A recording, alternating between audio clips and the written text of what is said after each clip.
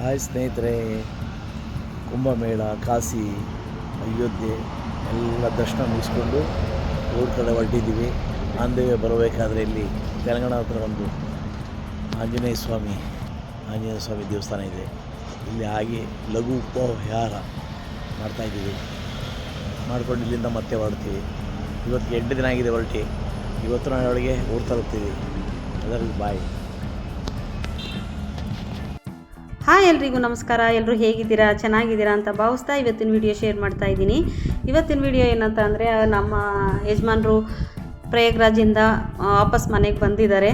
ಸುಖಕರವಾಗಿ ಪ್ರಯಾಣ ಮುಗಿಸಿ ಬಂದಿದ್ದಾರೆ. ತುಂಬಾ ಖುಷಿಯಾಯಿತು. ಸೇಫಾಗಿ ಹೋಗಿ ಸೇಫಾಗಿ ಬಂದಿದ್ದಾರೆ. ತುಂಬಾ ಭಯ ಇತ್ತು. ನಾವು ಟಿ ವಿಲಿ ನೋಡ್ತಾ ಇರೋದ್ರಿಂದ ಅಲ್ಲಿ ಇಲ್ಲಿ ಆಕ್ಸಿಡೆಂಟ್ ಆಗಲಿ ಇರ್ಬೋದು, ರಶ್ ಇರ್ಬೋದು ಅಂತೆಲ್ಲ ಹೇಳ್ತಾಯಿದ್ರು. ಆದರೆ ನಮ್ಮ ಮನೆಯವರು ವಿಡಿಯೋ ಕಳಿಸಿ ಅವಾಗಲೇ ಅಪ್ಡೇಟ್ ಕೊಡ್ತಾ ಇರೋದ್ರಿಂದ ಸ್ವಲ್ಪ ಭಯ ಇರಲಿಲ್ಲ. ಹಾಗಾಗಿ ನಾನು ಎಷ್ಟೊತ್ತಿಗೆ ಬರ್ತೀರಾ ಅಂತ ರಾತ್ರಿ ಎಲ್ಲ ಕೇಳ್ತಾ ಇದ್ದೆ. ಇಲ್ಲ ಲೇಟ್ ಆಗುತ್ತೆ ಬರೋದು, ಬೆಳಗಿನ ಜಾವ ಆಗುತ್ತೆ, ಇಲ್ಲ ಬೆಳಗ್ಗೆ ಒಂದು 10 ಗಂಟೆ ಎಷ್ಟರಲ್ಲಿ ಬರ್ತೀವಿ ಅಂತ ಇದೀಗೆ ಹೇಳ್ತಾಯಿದ್ರು. ಇನ್ನು 500 ಕಿಲೋಮೀಟ್ರ್ ಇದೆ, 400 ಕಿಲೋಮೀಟ್ರ್ ಇದೆ ಅಂತ ಹೇಳ್ತಾಯಿದ್ರು.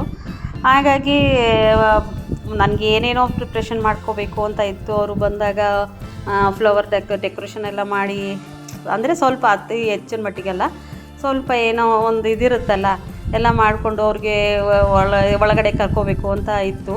ಆದರೆ ಅದೇನೂ ಆಗಲಿಲ್ಲ. ಬೆಳಗಿನ ಜಾವ 5 ಗಂಟೆಗೆ ಬಂದು ಹೇಳಿಸಿದ್ರು. ಮತ್ತು ಇದು ಅಷ್ಟೊತ್ತಲ್ಲಿ ಏನು ಮಾಡೋಕ್ಕಾಗುತ್ತೆ, ಬೇಗ ಸ್ನಾನ ಮಾಡಿ ನಾನು ಅವರಿಗೆ ಒಳಗಡೆಗೆ ಗಂಗಾಜಲ ಬರ್ತಾಯಿದೆಯಲ್ಲ ಒಳಗಡೆ, ಅದು ಎಷ್ಟು ವರ್ಷದ್ದು ಪುಣ್ಯನೋ ಏನೋ. ಯಾರಾದರೂ ಆಗಿರ್ಬೋದು, ಅವರಾದರೂ ಆಗಿರ್ಬೋದು, ನಮ್ಮ ಮನೇಲಿ ಒಬ್ಬರು ಹೋಗಿ ಬಂದಿದ್ದಾರೆ ಅಂತ ಅಂದರೆ ಖುಷಿಯಾಗುತ್ತೆ. ತುಂಬ ಸಂತೋಷವೂ ಕೂಡ. ಏನಂತ ಅಂದರೆ, ಅದನ್ನು ಒಳಗಡೆ ಬರುವಾಗ ನಾವು ನೀಟಾಗಿ ಪೂಜೆ ಮಾಡಿ ಕರ್ಕೊಳ್ಳೋಣ, ಆರತಿ ಮಾಡಿ. ಅವರು ತುಂಬ ಸಫರ್ ಪಟ್ಟು ಬಂದಿರ್ತಾರೆ. ಅಲ್ಲಿಂದ ತುಂಬ ಪ್ರಯಾಣ ಮಾಡಿದ್ದಾರೆ. 9 ದಿನ ಪ್ರಯಾಣ ಮಾಡಿದ್ದಾರೆ. ಹಾಗಾಗಿ ನಮ್ಗೆ ಅವ್ರಿಗೂ ಆರತಿ ಆಗುತ್ತೆ, ಮತ್ತು ಗಂಗಾಜಲಕ್ಕೂ ಆರತಿ ಮಾಡಿ ಕರ್ಕೊಳ್ಳೋಣ, ಪೂಜೆ ಮಾಡಿ ಅಂತ ಅಂದ್ಬಿಟ್ಟು ಒಂದು ಮನಸ್ಸಿಂದ ನಾನು ಪೂಜೆ ಮಾಡಿ ಅವ್ರಿಗೆ ಗಂಗಾಜಲಕ್ಕೆ ಪೂಜೆ ಮಾಡಿ ಆರತಿ ತೆಗೆದು ಒಳಗಡೆ ಕರ್ಕೊತಾ ಇದ್ದೀನಿ. ತುಂಬಾ ಖುಷಿ ಆಗುತ್ತೆ ನೋಡಿದ್ರೆ. ನಮ್ಮ ಮನೆಯವರು ಹೋಗಿ ಬಂದ್ರಲ್ಲ, ಆ ಗಂಗಾಜಲ ನಮ್ಮ ಮನೆಗೆ ಬಂತಲ್ಲ, ಹೆಂಗಾದರೂ ಆಗಿರ್ಬೋದು ಬಂತಲ್ಲ, ಅದು ನಮಗೆ ತುಂಬಾ ಖುಷಿ ಆಯಿತು. ಪ್ರಯಾಣ ಎಲ್ಲ ಚೆನ್ನಾಗಿತ್ತಾ? ಸುಖಕರವಾಗಿತ್ತು. ಹೋಗಿ ಇವತ್ತಿಗೆ 9 ದಿನ ಆಯಿತು. ಫಸ್ಟು ಕಾಶಿಗೆ ಹೋದ್ವಿ, ವಿಶ್ವನಾಥನ ದರ್ಶನ ಮುಗಿಸಿ ಅಲ್ಲಿಂದ ಅಯೋಧ್ಯೆ ಬಂದ್ವಿ. ಶ್ರೀರಾಮ ದರ್ಶನ ಮಾಡಿ, ಆಂಜನೇಯ ಸ್ವಾಮಿ ದರ್ಶನ ಮಾಡಿ, ಮತ್ತು ಅಲ್ಲಿಂದ ಬಂದು ಮಹಾಕುಂಭಮೇಳಕ್ಕೆ ಬಂದು ತ್ರಿವೇಣಿ ಸಂಗಮ, ಗಂಗಾ, ಜಮುನಾ, ಸರಸ್ವತಿ 3 ಸೇರಿದ ಸಂಗಮ. ಇದು 144 ವರ್ಷ ನಡೆಯುವಂಥ ಒಂದು ಮೇಳ.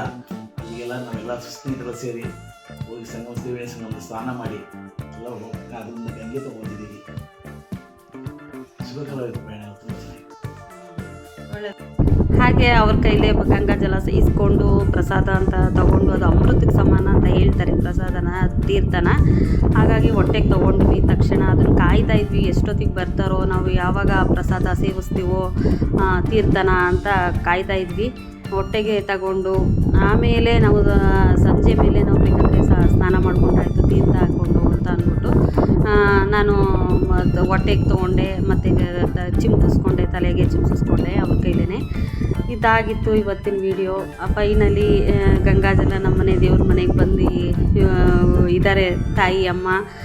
ತ್ರಿವೇಣಿ ಸಂಗಮದ ನೀರು ಬಂದಿದೆ ಅಂತ ಅಂದರೆ ನಮಗೆ ತುಂಬಾ ಅದೃಷ್ಟ ಮಾಡಿದ್ದೀವಿ ಅಂತಲೇ ಹೇಳ್ಬೋದು. ಇಷ್ಟ ಆಗಿತ್ತು ಇವತ್ತಿನ ವಿಡಿಯೋ. Thank you.